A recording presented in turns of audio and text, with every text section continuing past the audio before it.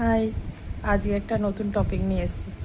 সেটা হলো, আমি যখন আমার মাকে বলি ধরো কোথাও গেছি, আসবো 2 দিন পরে কোনো রিলেটিভের বাড়ি বা কোথাও ঘুরতে, যাই হোক, যে একটু মাংস করে আগের থেকে বললাম, যাওয়ার আগের থেকে বলি মাংস করে রাখো বা কিছু, ফোন করে আসার আগের দিন বলো মাংস করে রাখো। রাত্রিবেলায় বাড়ির আগে আসবো, মাংস করেছো তো? আমাকে বলছে আয় বেগুন পোড়া ভাত আছে, মানে অনেকে যেটা তোমরা বেগুনের ভর্তাও বলে, আয় বেগুন পোড়া আছে, আয় বেগুন টমেটো ভরা আছে। জানি আমি এটা ভালো খাই, তো স্বাভাবিক আমরা সবাই বাইরে খেলে একটু মায়ের হাতে রান্নাটা একটু মিস করি।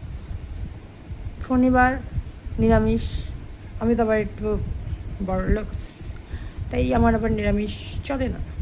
হ্যাঁ, তাহলে মাছ খাই না, মানে একটু একটু মানে মুগ ডাল খাই না, তার থেকে মুসুরির ডাল, এটা আমি পছন্দ করি। আমাকে বলবে খেতে বসার আগে তোর জন্য করেছি, খাওয়ার পরে তখন দেখা যাচ্ছে ওই একই জিনিস করেছে।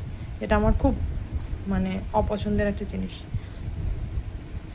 যখনই একটা কিছু বলা হবে এটা আমার পছন্দের, ঠিক তখনই তার উল্টোটা করবে। যে না, কেন তোমাদের মারাও কি এরকম করে, নাকি আমার সাথেই এরকম হয়, আমি এতটাই খারাপ নাকি আমাকে আমার মা দেখতে পায় না দু চোখে, তাই জন্য এরকম করে।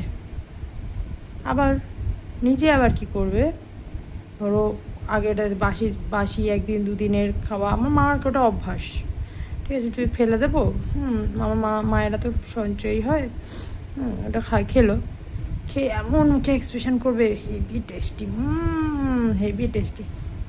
তুমি ওটা খাবে, ওই তুমি 2 দিন আগে যেই টেস্টটা খেয়েছিলে টেস্টটা পুরো ভুলে যাবে।